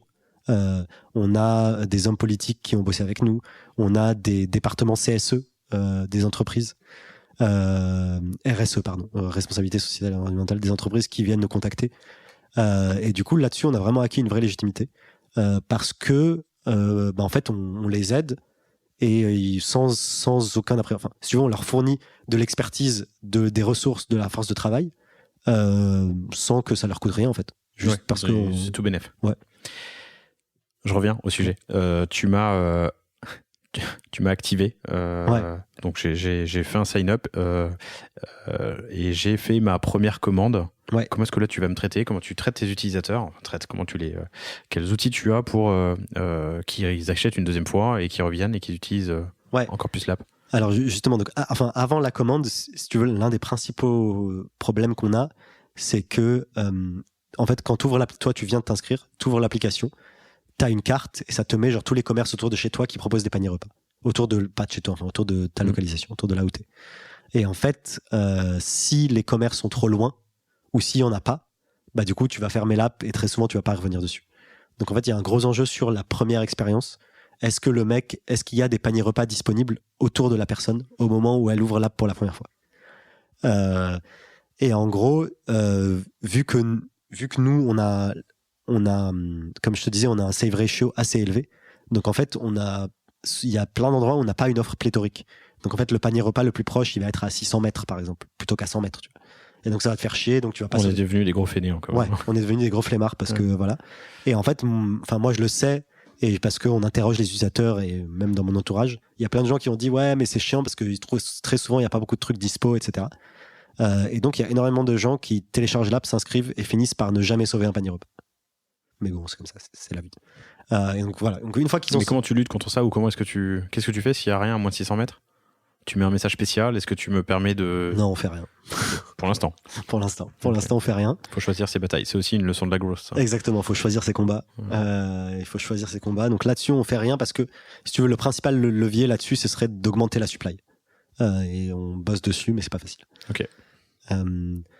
Est-ce que de cette data que tu tires, potentiellement, t'as une roadmap pour les sales? Enfin, les mecs, ils vont aller chercher de nouveaux suppliers. Si tu réalises que d'un coup, tu as, X% de téléchargement dans une zone qui est faiblement servie, ça te permet de dire aux vendeurs, allez chercher des fournisseurs dans cette zone-là, dans ce quartier. Ouais, exactement. Ça, on le fait à l'inverse. On le fait aussi côté utilisateur. On regarde les save ratios des villes. Si une ville a un save ratio faible, ça veut dire qu'il faut plus d'utilisateurs dans cette ville-là. Plus d'utilisateurs ou de fournisseurs? Plus d'utilisateurs. Ok. Parce que le save ratio, c'est le ratio entre... Oui, pardon. Le nombre de repas mis à disposition, le nombre de repas. Donc ça, on le fait plutôt côté utilisateur. Par contre, côté commerçant, on le fait pas trop parce que, en fait, juste les commerçants, on les veut quoi qu'il arrive, on veut les démarcher, etc. Mais c'est plus compliqué. Quoi. Non, et comme tu le disais, ta bataille, elle est au niveau des commerçants. Exactement. Donc une fois que tu t'es battu pour avoir des commerçants, il faut les se battre. Et tu l'as dit, le save ratio bas peut être un indicateur, mais il faut les se battre pour avoir des utilisateurs dans la zone où vous avez cherché des commerçants. Intéressant. Et donc j'ai acheté. Ouais, t'as acheté. Qu'est-ce qu'on fait pour que tu reviennes? Non, tu disais pardon, je t'ai coupé la parole, excuse-moi, mais le plus important, c'est la première impression. J'ouvre mon app. Potentiellement, j'ai plein de paniers repas à sauver autour de moi. Exactement. Potentiellement, tu as plein de paniers repas à sauver. Là, tu choisis ton commerçant, tu dis OK, je réserve mon panier repas. On te dit tu dois aller le prendre. C'est chaque commerçant décide à quel créneau il veut que les gens viennent prendre leur panier repas. C'est souvent genre après les heures intenses, tu vois. Donc après le déj ou après le dîner ou machin. Ou les supermarchés, c'est toute la journée. Et donc tu réserves et après t'arrives chez le commerçant au créneau en question. Donc par exemple entre 15 et 17 heures. T'arrives, tu lui dis je viens retirer mon panier Too Good To Go. Il swipe sur ton écran juste pour valider et il te donne ton panier repas. Voilà. Et toi t'es content parce que t'as la masse de bouffe. Après ça, faut me faire revenir. Et après ça, faut te faire revenir. Déjà, faut me demander un avis. C'est ce que tu m'expliquais tout à l'heure. Exactement. On te demande un avis. On te demande, je crois qu'on t'envoie un mail. Et dans l'app aussi, la prochaine fois que tu ouvres l'app, on te dit comment était ton panier repas. Et après, en fait, c'est là où intervient toute la partie CRM Lifecycle. C'est là où t'as tout un parcours utilisateur, c'est-à-dire On a des flows où on t'envoie des emails à J+1, J+3, J+7, etc. Où on t'envoie des push notifs, où on t'envoie des SMS. En fait, le lifecycle CRM, c'est de dire quels sont les différents points de contact que tu vas avoir avec tes utilisateurs. Donc il y a trois types de points de contact usuels, c'est SMS, push notif et mail. Et à quel moment. Et en fait, c'est là où on revient à notre histoire de plan de tracking. C'est qu'en gros, tes flows de CRM, ils dépendent du comportement utilisateur. C'est-à-dire, si le mec a sign up sans jamais sauver un panier repas, tu vas pas lui envoyer les mêmes notifs ou les mêmes mails que si le mec a déjà sauvé un panier repas. Évidemment, tu adaptes tes scénarios en fonction de l'usage et du comportement. Voilà, et c'est là où le prérequis de tout ça, c'est de connaître le comportement. Quels outils vous utilisez sur la partie CRM et Lifecycle CRM ? On utilise un outil qui s'appelle LeanPlum. Mais en fait, il y en a plusieurs. Il y en a un qui s'appelle Braze, qui est assez connu. Il y a Intercom, qui est assez connu. Il y a OneSignal. Enfin, il y en a plein aujourd'hui. Mais chez vous, c'est LeanPlum. Ouais, LeanPlum. Top. Et en fait, justement, dans ton choix d'outils de CRM Lifecycle, il y a deux critères déterminants. C'est un, est-ce qu'il te permet de créer des flows visuels ? Est-ce que c'est facile de créer les flows et de les voir ? Et deux, est-ce qu'il propose... Enfin, il y a trois trucs à voir. C'est un, est-ce que tu prends Est-ce que c'est facile d'utilisation ? Voilà. Est-ce que le flow builder, il est visuel et il est facile d'utilisation ? Deux, est-ce que tu as tous les types de points de contact que tu voudrais ? Parce qu'il y en a qui ont que mail et push notif, qui n'ont pas SMS, ou il y en a qui ont que push notif. Enfin bref. Donc, est-ce qu'il y a tous les points de contact que tu aimerais ? Et par exemple, il y en a, ils ont des modales in-app aussi. Donc en gros, tu veux un maximum de points de contact possible pour pouvoir faire des flows le plus complets. Et trois, est-ce qu'ils sont capables de traiter, est-ce que tu peux différencier tes flows en fonction d'événements que tu envoies à l'app, d'événements et de leur propriété idéalement. Le côté propriété, tu l'as pas souvent. Sur la première partie, ça veut dire aussi, et ça c'est pas évident pour nous tous, mais qu'il faut une interaction entre les événements que tu vas mesurer et la manière dont tu vas notifier ton logiciel de CRM. Typiquement, tel utilisateur a fait telle action, ce qui n'est pas toujours natif avec du plug and play sur des outils que tu vas intégrer dans ton app. Parfois, il faut le développer. Il faut un développeur pour le faire. Tu veux dire pour l'intégration entre tes événements et ton outil de CRM ? Exactement. Ouais. Alors en gros, en fait, c'est un de mes gros kiffs, un de mes sujets où j'insiste beaucoup, c'est le data pipeline. C'est en gros comment tu mesures la donnée et comment tu la traites et où est-ce que tu la transmets. Et en fait, ça, même chose. C'est intéressant d'avoir le concept. C'est comme le framework ARR en fait. C'est intéressant d'avoir la vision globale. Et une fois que tu as compris la vision globale, en fait, ça te paraît tout de suite beaucoup plus simple. Et en gros, la vision globale, c'est en fait, quand on parle de data pipeline, c'est quoi ? C'est que tu as des sources de données, donc des endroits où de la donnée est créée. Donc par exemple, j'ai cliqué sur un bouton ajouter à mon panier. Exactement. Voilà. Tu as cliqué sur un bouton ajouter à ton panier dans l'app. Donc ça, la source de la donnée, c'est l'app. Okay. Et la donnée en question, c'est l'événement à cliquer sur le panier. Et après, tu as des destinations, donc des clients de la donnée. Donc là, par exemple, on parlait du CRM. Le client de la donnée, c'est le CRM. Donc en gros, ton outil de CRM, donc LeanPlum, a besoin de connaître le fait que tu es cliqué sur ajouter à mon panier dans ton app. Et donc, comment tu fais pour amener cette donnée de la source jusqu'à la destination ? Et donc ça, soit tu le fais, tu as deux possibilités en général. Soit tu fais des connexions bilatérales. Donc tu dis, je vais connecter mon app, les événements de mon app à LeanPlum et je vais envoyer la donnée via API. Soit tu utilises ce qu'on appelle un CDP, une Customer Data Platform, type Segment ou Hull ou autre, qui c'est une sorte d'acteur qui se met au milieu entre tes origines et tes destinations. Et donc en gros c'est qui fait une sorte de mapping, c'est ça ? Qui fait une sorte de mapping et qui agrège tout. En fait, c'est plutôt que de faire chier tes devs pour faire des connexions bilatérales en toutes tes origines et toutes tes destinations, tu peux en avoir plein assez rapidement, notamment quand tu as des marketeurs qui kiffent essayer plein d'outils. Donc plutôt que d'aller faire chier tes devs, et d'ailleurs au bout d'un moment ils vont refuser, tu installes Segment et c'est un outil de type Segment, et du coup systématiquement tous tes événements ils vont être poussés dans Segment et après Segment va les envoyer à tes destinations. Et bref, tout ce truc barbare, ça permet de faire de l'intégration en one click en fait. À la fin tu dis vas-y j'ai bien envie de tester tel outil de CRM, vas-y je l'installe, mais mince, j'ai envie qu'il consomme mes événements, il est intégré avec Segment, trop bien, je mets Activate Segment et c'est tout. Donc le conseil, on reprend tes exemples, il y en a plein d'autres, on l'a dit, mais le conseil c'est de mettre en place Segment, qui se trouve sur segment.com, segment.com, qui va faire cette espèce de hub entre la source de la donnée et la destination de la donnée. Sur la destination de la donnée, en parlant de CRM, de Lifecycle CRM, on a parlé de Leanplum, LEANPLUM.com. Exactement. Et Segment, c'est ce qu'on appelle un CDP, une Customer Data Platform. Et donc c'est ce fameux acteur qui agrège tout et qui gère tes événements entre l'origine et leur destination. Bon, je prends un raccourci, mais on va aller sur le referral pour terminer le tunnel. Yes. À partir de quand est-ce que tu demandes à tes utilisateurs, et quel est ton apprentissage sur justement cette période, de recommander, de noter en NPS ton app? Ouais, alors en gros, le referral côté utilisateur, en fait, on n'a pas trop bossé sur le referral encore. Donc je peux pas trop t'aider, mais en gros j'essaye de mettre en place du referral côté commerçant. C'est-à-dire que parce que encore une fois notre focus c'est les commerçants parce c'est la difficulté, c'est le bottleneck, quoi. Ouais. Les utilisateurs, je te dis, genre juste on claque du bif sur Facebook, on en a, ça coûte 1 € et puis c'est tout. Pas aller plus loin, tu vois. Okay. Genre, c'est genre, franchement, c'est d'une simplicité folle de choper des utilisateurs parce que la valeur ajoutée pour l'utilisateur, elle est ouf, tu vois. Genre juste le mec a la masse de bouffe, ça lui coûte 4 fois moins cher, il est content, tu vois. Et il fait un geste pour la planète, tu vois. Donc honnêtement, genre de choper et en plus notre cible potentielle, elle est gigantesque. C'est tout le monde. Bah, tous ceux qui bouffent et seraient heureux d'économiser un peu, quoi. Voilà, donc en gros tout le monde de 18 ans à on va dire 65 ans parce qu'au-delà ils savent pas utiliser des smartphones. Enfin, où ils sont pas digital native.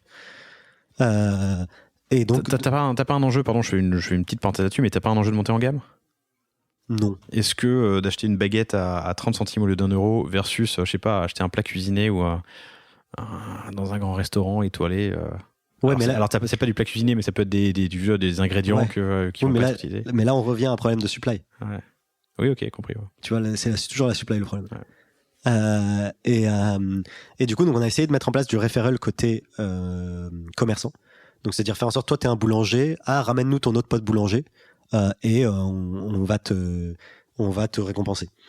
Et donc en fait le referral, même chose. Enfin moi je suis assez conceptuel. Enfin j'aime bien comprendre les trucs avant de rentrer dans le détail.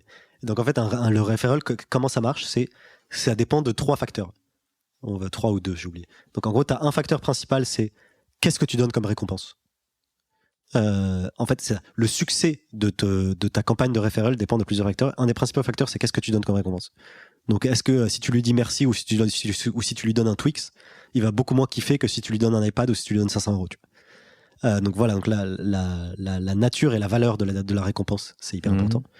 2, c'est à quel moment tu demandes à la personne de te recommander. À quel moment et à quelle personne et à quel individu.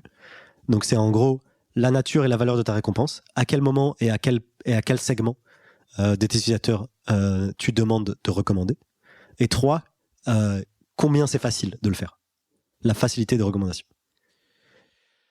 La récompense, le moment où tu demandes un referral, et la facilité de recommandation. Et la facilité de faire ce referral. J'imagine que si le mec il vient de faire un repas, qu'il a gagné un peu d'argent, enfin le vendeur, donc le supplier, c'est peut-être pas le moment, alors que s'il en a gagné 10, il sera plus enclin à dire putain c'est vraiment génial. Exactement. S'il en a gagné 10 sur l'espace d'un mois, il sera moins enclin que s'il en a fait 10 sur l'espace de 24 heures. Exactement. Par exemple, ce qu'on pourrait dire, c'est on trigger, c'est-à-dire on déclenche une notif ou un mail de recommandation au 1000e repas sauvé. Tu vois, le mec le commerçant vient de sauver son 1000e repas. Il a eu pas mal de nouveaux clients grâce à nous. Il a fait pas mal il a évité pas mal de pertes grâce à nous. On lui dit, vas-y, ça te dit, est-ce que t'es satisfait, ça te dit de recommander tout. J'avais pas fait le ratio tout à l'heure, mais 80 millions de paniers sauvés pour 40 000 commerçants, ça fait 2000 en moyenne, repas sauvés, paniers sauvés par commerçant, c'est pas rien. 2000 que je vais vendre 3 ou 5 ou 10 €, ça commence à faire du chiffre, quoi. Exactement. Enfin, c'est pas négligeable. Exactement, c'est pas négligeable. Et il faut pas aussi négliger l'aspect. Il y a quand même énormément de gens qui sont sensibles à l'aspect écologique et à l'aspect. Ça m'attriste de jeter le fruit de mon travail, quoi. Tu vois, genre. Et voilà. Et donc tu vois, il y a le moment où tu déclenches, il y a effectivement la nature de ta récompense. Et est-ce que c'est facile de recommander? Par exemple, si tu dis aux gens, pour recommander, tu dois envoyer un courrier, en faire. Ils le feront jamais. Et voilà, donc Et du coup, ça prend quelle forme pour l'instant? Bah là aujourd'hui, on est en train de le mettre en place. C'est en test.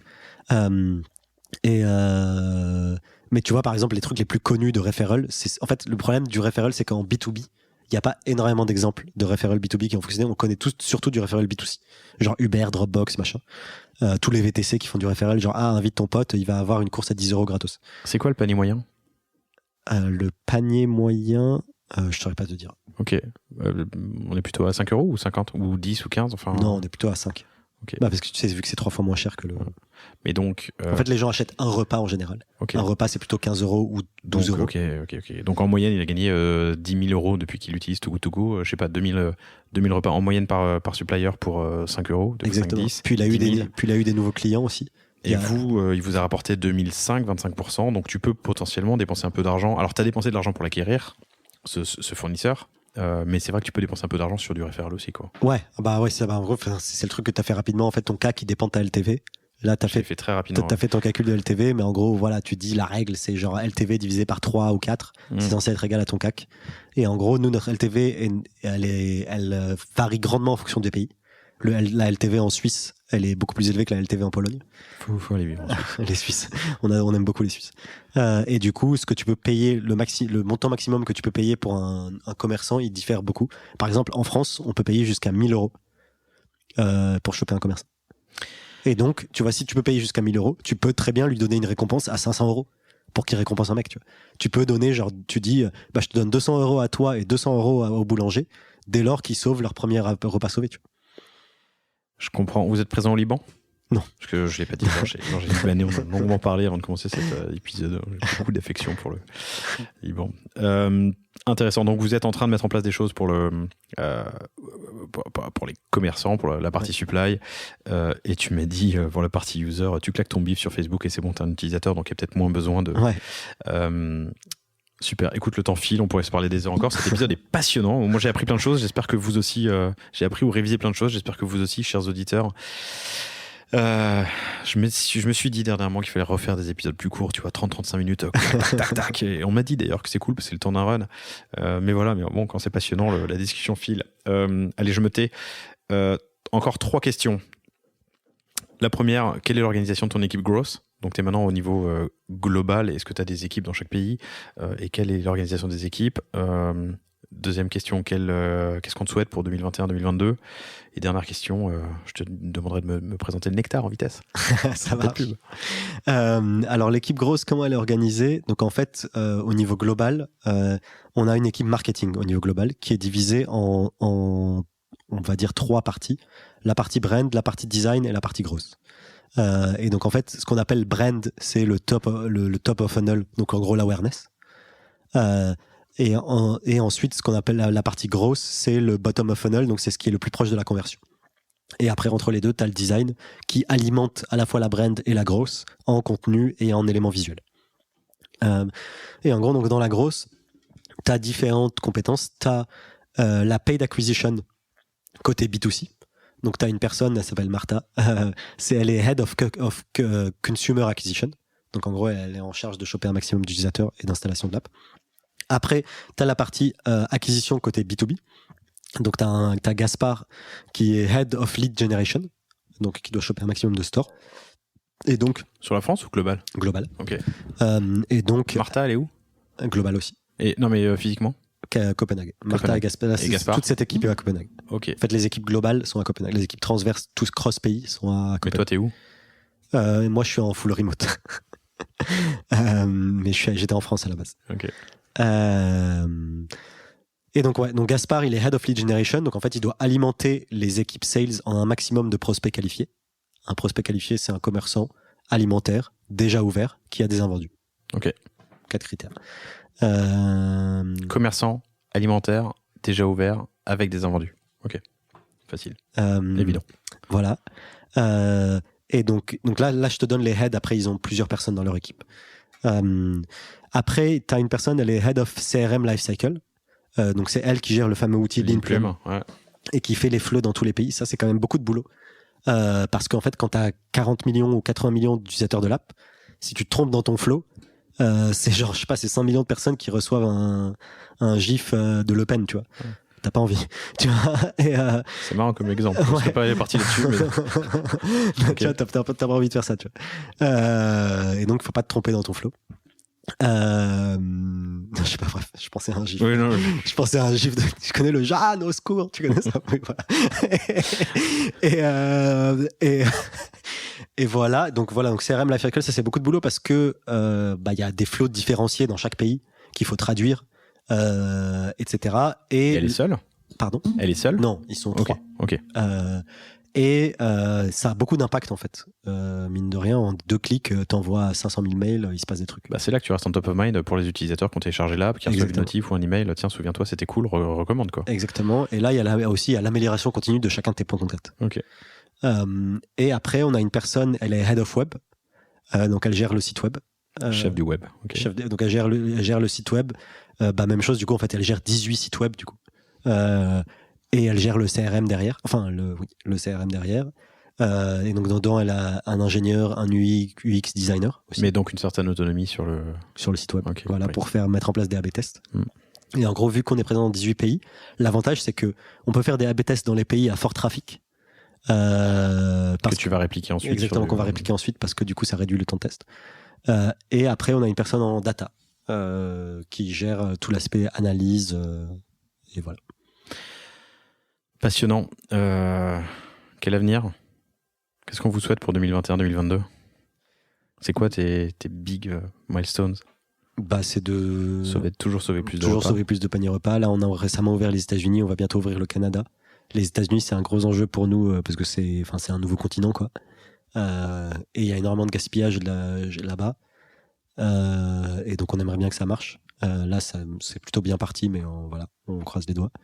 Et les coûts d'acquisition là-bas les coûts d'acquisition et les coûts salariaux sont beaucoup plus élevés qu'en Europe. Vous êtes installé où? J'ai du mal à articuler. Vous êtes installé où? Là, on a ouvert un bureau côte Est et un bureau côte Ouest. Donc, il y en a un à New York et un à San Francisco. Vous avez choisi les villes les moins chères en plus, c'est bien. Ouais, c'est bien. Non, je sais pas si on va rester là-bas, mais on va voir. Mais bon, c'est pas moi qui gère ça. J'avais les stats à l'époque, je les ai plus. Moi, j'ai vécu à New York et j'avais 6 ans et j'avais monté un business autour de la restauration. Les stats du nombre de restaurants sont juste folles. Et surtout, les stats de renouvellement et de turnover de restaurants. Enfin, le nombre de restaurants qui s'ouvrent et qui disparaissent au cours d'une année, il est juste gueudin, quoi. Ouais. Il y a du boulot. C'est ça, le turnover dans la restauration, je crois que le chiffre, c'est en tout cas en Europe, en France, je crois que c'est 10% des restaurants qui disparaissent tous les ans. Moi, il me semble que c'est ça, mais je suis pas certain. Okay. Donc, c'est énorme. Et là-bas, à New York, c'était encore pire. Ok. Voilà. Super. Georges, c'était passionnant. Tu animes un podcast aussi? Ouais. Parce que tu ne fais pas que du growth. Ouais, merci. J'anime un podcast avec un pote qui s'appelle Le Nectar. Où en fait on présente des bouquins, des essais notamment qu'on a aimés, et on essaye de donner à l'auditeur l'essentiel du message du bouquin et lui donner envie de le lire. Et donc ça s'appelle Le Nectar et on parle de bouquins assez cool, notamment de Nassim Taleb ou d'autres gens qui sont cool. Cool, Le Nectar. Merci infiniment pour ton temps et ta transparence et surtout tes mots vrais, zéro bullshit. C'était hyper intéressant. T'as l'air d'avoir un job assez cool. Merci. Il y a combien de personnes dans tes équipes du coup? Là, je crois que dans l'équipe grosse, on est 9 ouais. C'est pas grand chose sur une personne et pourtant j'ai l'impression que t'es au cœur du réacteur. Ouais, après on est tous un peu au cœur. Enfin, il y a pas de. Je pense que tout le monde est tout aussi important. Voilà. Ok. Merci infiniment, chers auditeurs. J'espère que cet épisode vous a plu. J'en suis certain. Ça fait longtemps que j'avais pas pris autant de notes, donc c'est plutôt cool. Merci Georges. Merci à toi. À bientôt. Salut. Salut tout le monde. Merci d'avoir écouté cet épisode du panier. J'espère qu'il vous a plu. Si c'est le cas, et même si ce n'est pas le cas, abonnez-vous pour ne rater aucun épisode. Parlez-en autour de vous et laissez-moi un commentaire sympathique sur Apple Podcast. C'est ce qui m'aide le plus à remonter dans les classements. N'hésitez pas non plus à le partager à chacun de vos contacts dans le business. Chaque nouvel auditeur intéressé est une victoire.